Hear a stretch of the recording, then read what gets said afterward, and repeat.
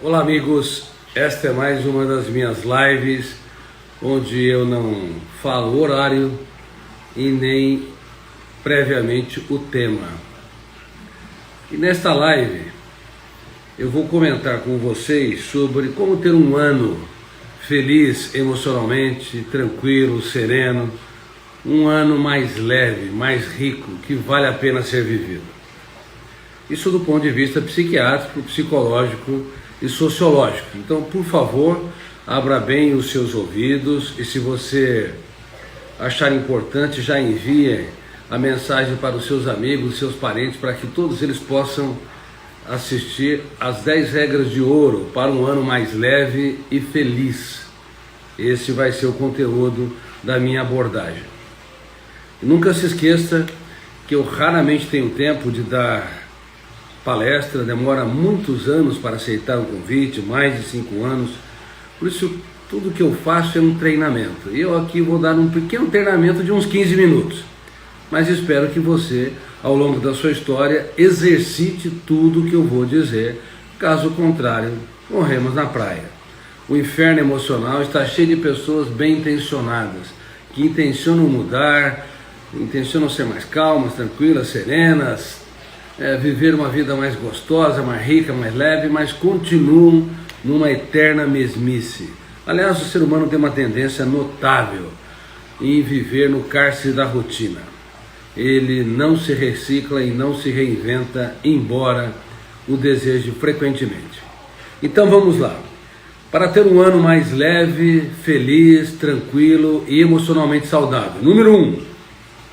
Doe-se sem medo, mas diminua a expectativa do retorno, porque os íntimos são aqueles que mais podem nos frustrar e nos ferir.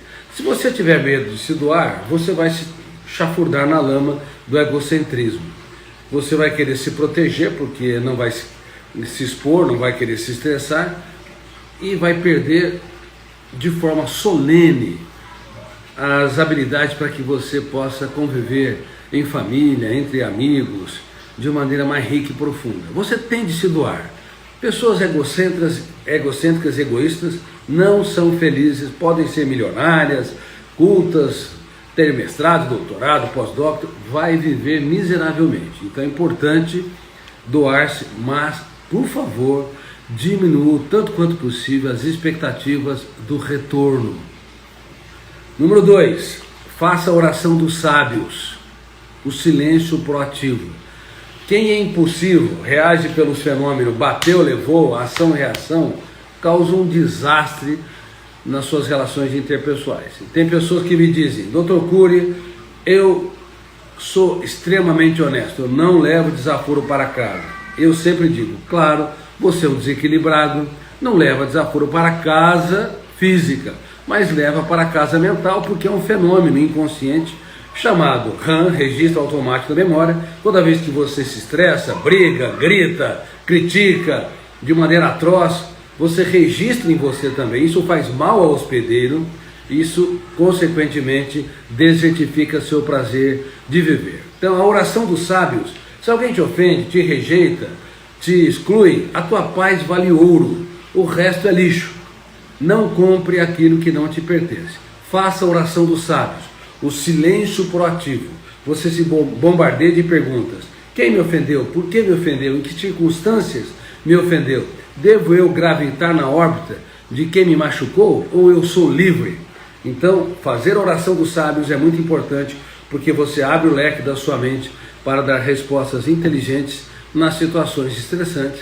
E fazer a oração dos sábios é considerar sua paz valendo ouro, o resto é lixo, e é também aprender a pensar antes de reagir. Terceira regra de ouro para ter um ano mais leve, mais feliz, mais rico. Não use celulares nos finais de semanas, pelo menos tente não usá-los. Use-os como telefone, para se contactar, se comunicar.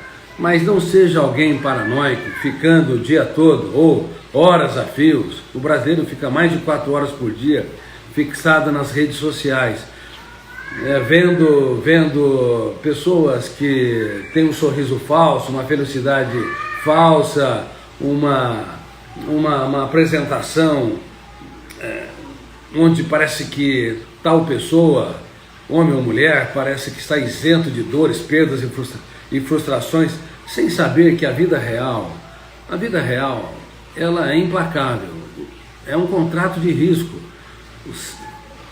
Risos e lágrimas, aplausos e vaias, fracassos e sucessos alternam-se na vida de cada um. Então, no mundo digital há um universo fake, um universo onde as pessoas vendem aquilo que não são. E quanto mais você entra nos finais de semana, fixando-se nessas coisas tolas, nessas bobagens, mais isso registra no seu córtex cerebral e isso pode asfixiar teu prazer de viver. Então, nos finais de semana, procure usar o celular como telefone e muito menos como celular e como mídia digital.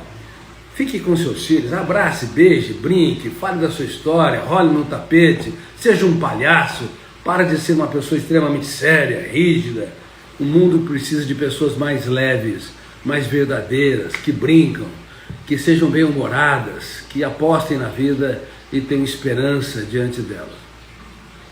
Outra regra de ouro muito importante. Claro que eu sei que nessa terceira regra, muitos não vão me ouvir, vão ficar fixos nos celulares, viciados nas mídias digitais, intoxicados na serotonina, porque mexe com o ciclo da serotonina e dopamina e dá uma dependência nos níveis da cocaína.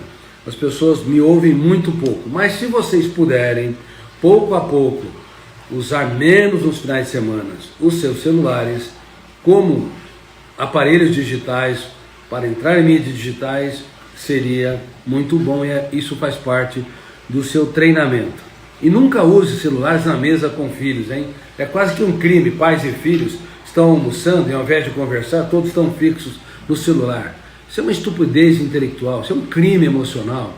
Isso está matando o prazer de viver, asfixiando a alegria, a leveza da vida. As pessoas estão tendo anos cada vez mais pesados e tensos, ansiosos, porque simplesmente não sabem viver uma vida real, nem sabem falar de si mesmos. Quarta regra de ouro para ter um ano mais feliz, saudável e mais leve emocionalmente. Elogie 3 vezes por dia quem vocês amam. 3 vezes por dia. Claro que essa regra não precisa ser obedecida, pode ser 4, 5, 2 vezes, mas eu falo 3 vezes para vocês se lembrarem que uma pessoa que critica demais está apto para conviver com máquinas. Se você é um bom crítico, um bom apontador de falhas, você está ótimo para trabalhar numa oficina para consertar máquinas. Mas se você quer ser um excelente ser humano, que vive uma vida gostosa, rica, profunda, então tem de ser um elogiador. Elogie comportamentos que passam despercebidos da sua esposa. Digam, puxa, olha, você é incrível, olha como você teve esse comportamento que me encantou. O seu filho teve comportamentos ou reações que normalmente passam despercebidos. Parece que não faz mais que a obrigação trazer um copo de água, ou ficar calmo, ou fazer uma pergunta para vocês. Opa, meu filho, não, agora, como alguém que vive as regras de ouro para ter um ano feliz, você vai valorizar comportamentos diminutos e exaltá-los. Parabéns, meu filho, você é admirável, parabéns, filha, você está no centro da minha história. E se vocês querem namorar a vida, garotos e garotas, namorarem bem, sejam elogiadores, porque pessoas ciumentas já perdeu. Quem tem ciúme já perdeu, porque gravita na órbita do outro, namora para ser feliz e não namora para ser mais feliz, porque feliz você deveria já ser. Você deve namorar para ser muito mais feliz. E quem quer controlar demais o namorado ou namorada está apto para destruir relacionamentos e não para construir histórias belas, ricas, leves e profundas, onde um brinca com o outro, onde um dá risadas dos erros permissíveis um do outro.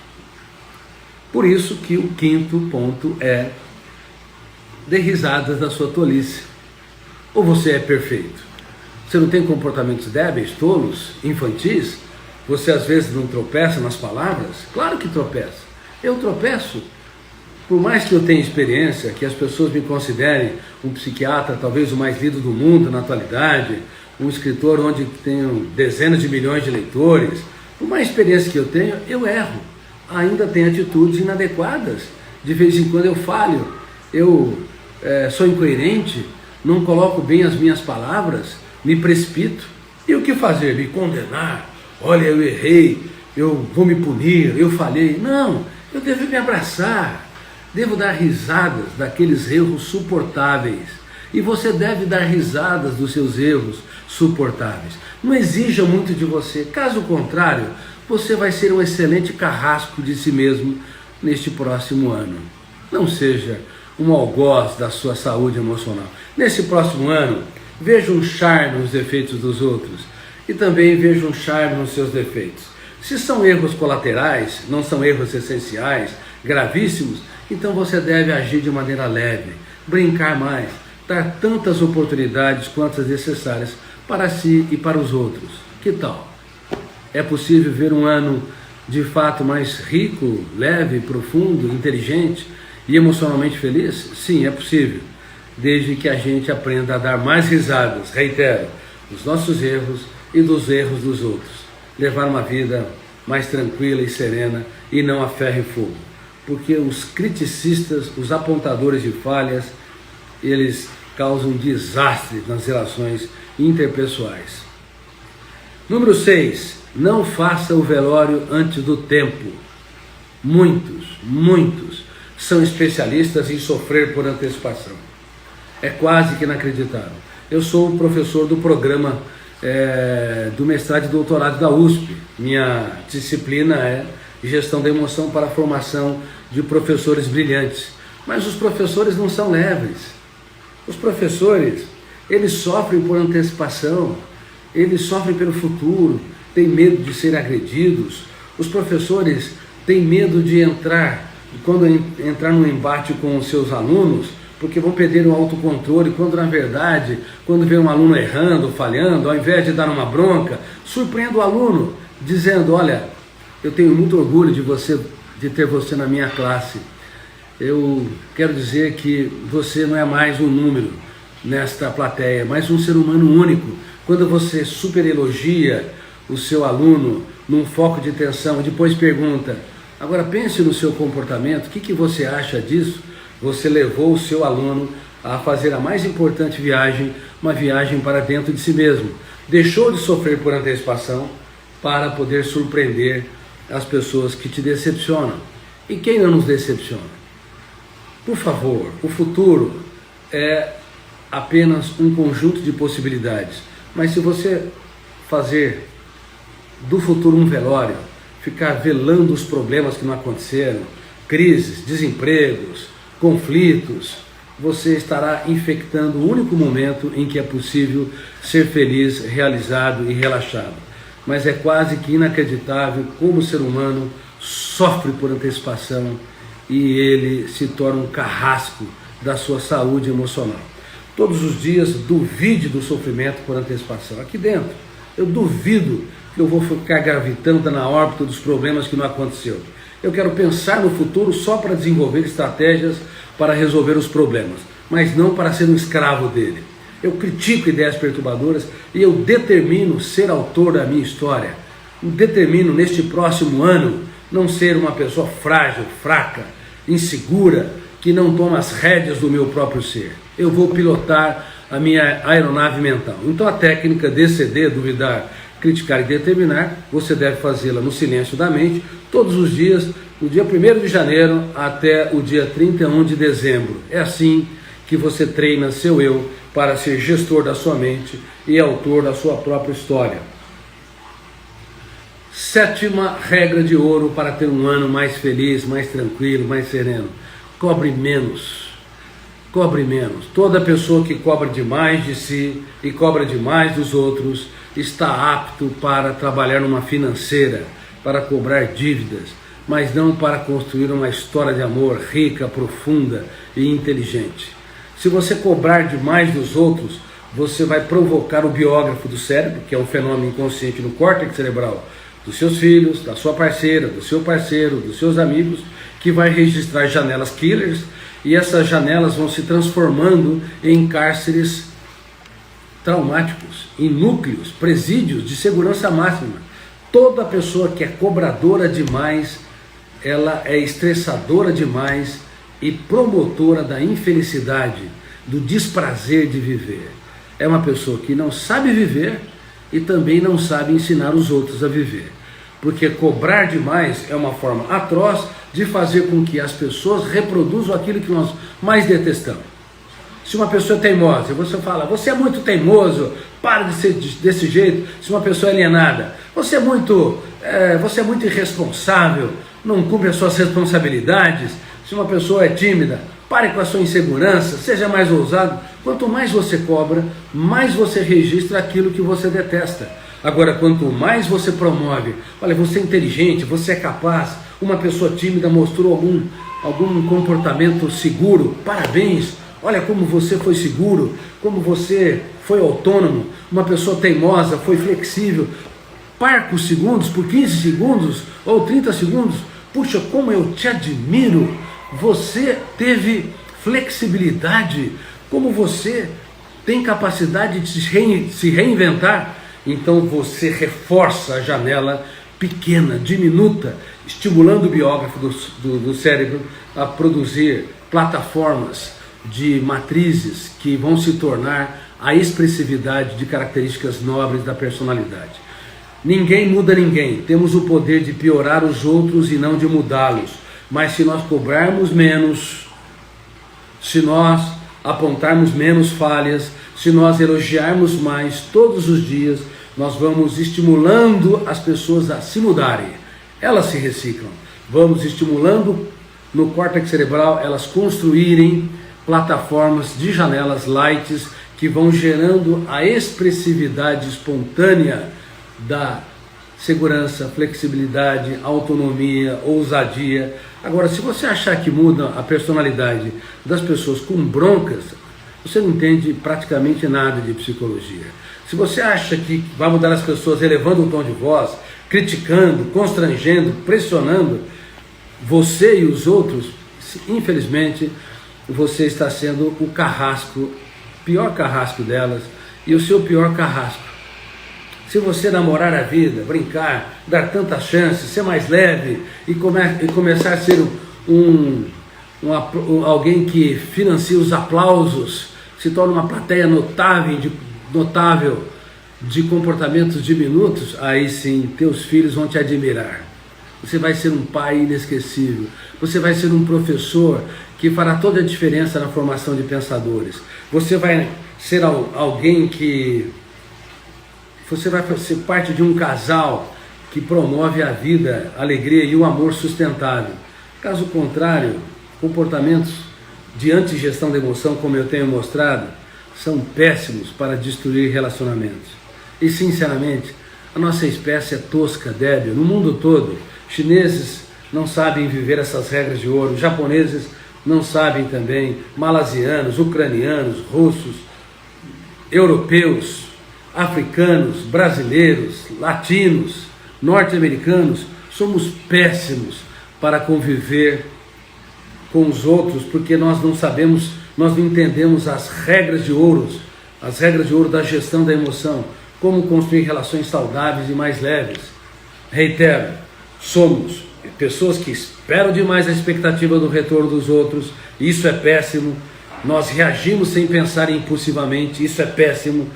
Nós usamos excessivamente os celulares e esquecemos as pessoas reais que estão do lado, e isso é péssimo. Não sabemos elogiar, não sabemos dar risadas das nossas tolices e também dos erros dos outros saudavelmente.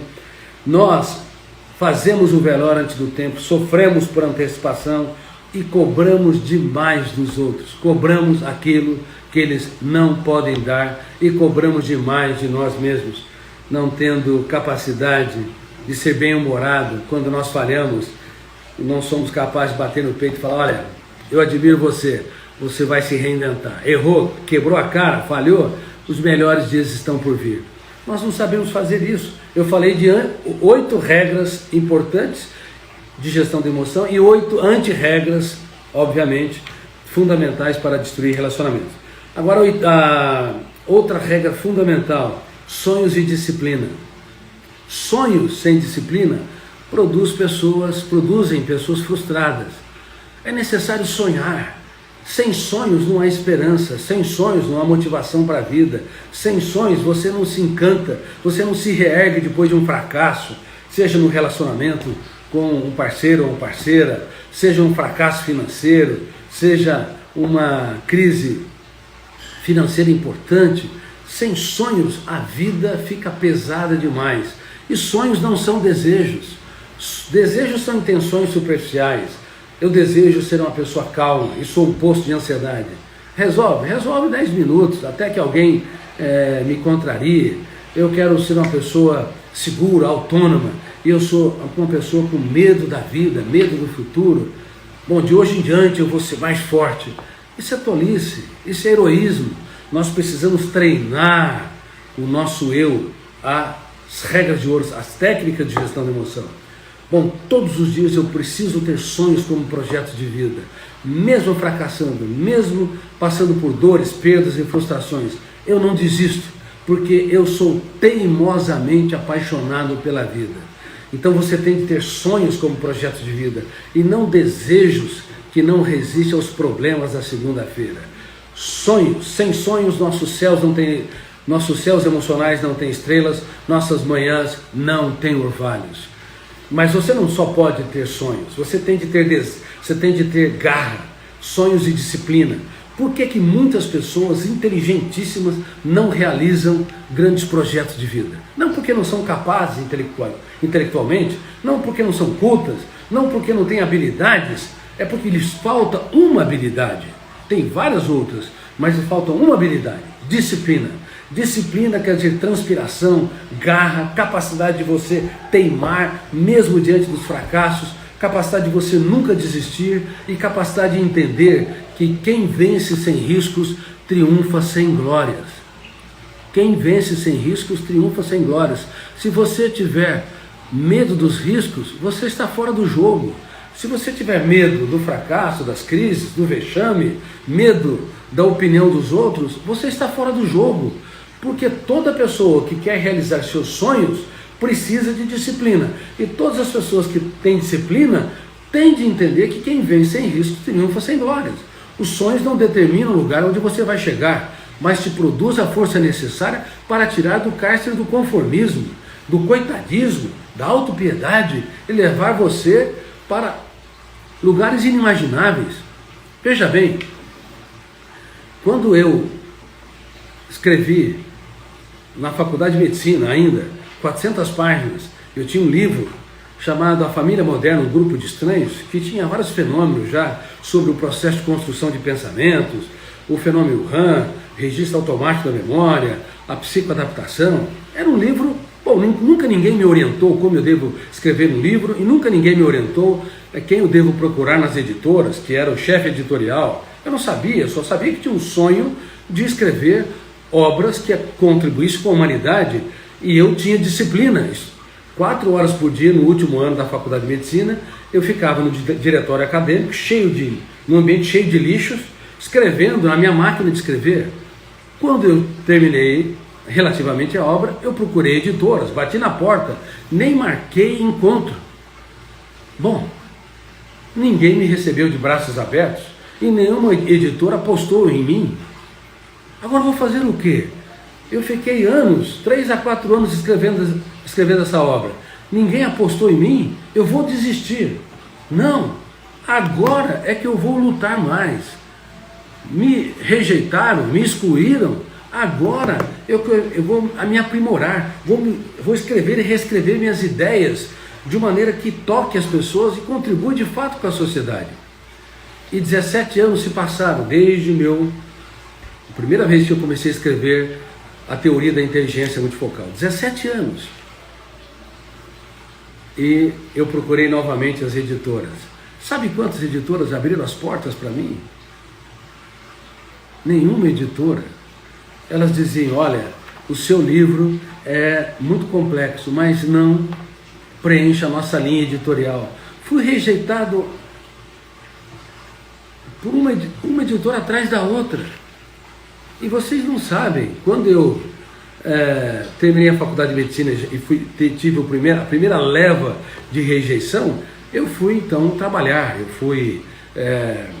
Eu era formado em medicina, precisava me especializar, ganhar dinheiro, estava casado e logo fiz muito sucesso. Era consultor do jornal Folha de São Paulo, fazia matérias na Veja, todos os canais de televisão, mas 2 anos depois do auge do sucesso, eu percebi que eu estava traindo o meu sonho, o sonho de escrever uma nova teoria, o sonho de contribuir com a humanidade.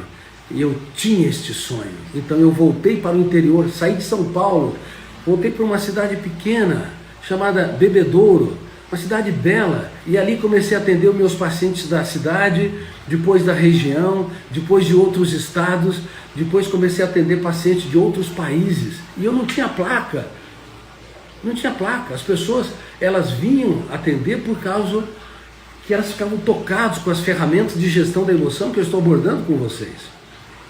E eu, nos intervalos, escrevia, nos finais de semana eu escrevia inclusive em muitos natais de Ano Novo. Eu escrevi obras como O Futuro da Humanidade, obras como O Vendedor de Sonhos e assim por diante. Eu queria contribuir com a humanidade. Eu tinha sonhos e eu tinha garra, disciplina, escrevia e reescrevia continuamente. Bom, até que, como eu disse, 17 anos se passaram e eu procurei novamente as editoras e foi uma segunda leva de rejeição. E agora? O que você faz? Depois de 17 anos lutando por um sonho e novamente é fracassado e rejeitado, desiste? Enfia a cabeça debaixo da terra e proclama: eu sou um miserável, não dei certo na vida? Ou agora é que eu vou contribuir com a humanidade? Agora é que eu vou me reinventar, agora que eu creio que os melhores dias estão por vir, agora é que eu vou trabalhar perdas, frustrações e transformar lágrimas em sabedoria, os dias mais tristes nos projetos mais importantes da minha vida. E foi o que eu fiz, Uma editora apostou no projeto depois de muito tempo, mas disse que eu tinha que tirar 500 termos. Mas como é que eu vou tirar 500 termos? Porque ninguém estava entendendo o que eu escrevia. De fato, era muito complexo falar sobre o que ocorre em milésimos de segundos no cérebro, que faz com que abramos as janelas da memória e conjugamos verbos tempo-espacialmente e desenvolvamos a consciência, as cadeias de pensamentos. Olha, eu tentei fazer o que essa editora me pediu, mas eu, infelizmente, não consegui. Eu publiquei meu livro e, de fato, quase ninguém entendeu o que eu escrevi. Só algumas pessoas estavam utilizando nas suas teses de mestrado e doutorado. Aí eu estava diante de um impasse. Mais uma vez, ou desistiria de tudo, ou então sonhos de disciplina se tornaria as minhas marcas, os meus pilares centrais para executar os meus projetos. E foi o que fiz. Aí eu comecei a escrever, imaginando que eu estou diante de uma plateia de milhares, ou de pelo menos centenas de pessoas, intelectuais, pessoas de nível médio, pais, jovens, judeus, católicos, protestantes. Eu me imaginava numa plateia e escrevi e reescrevi as minhas ideias, disciplinadamente, até que eu transformava cada frase numa pérola. Por isso que eu escrevo com poesia. Eu digo que eu não sou um escritor, eu sou um artesão das palavras. Cada obra minha eu escrevo cerca de 10 vezes. Outras obras, as primeiras, escrevia 15 vezes. Escrevi e reescrevia continuamente. Bom, o resultado vocês já sabem. Eu me tornei o autor mais lido no Brasil nas últimas 2 décadas.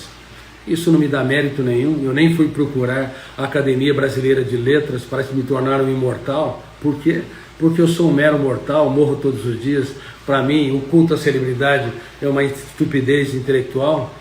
Esses dias queriam me indicar para a Academia Sueca, para o Prêmio Nobel, mas eu sou apenas um carregador de pedras que quer contribuir com a humanidade.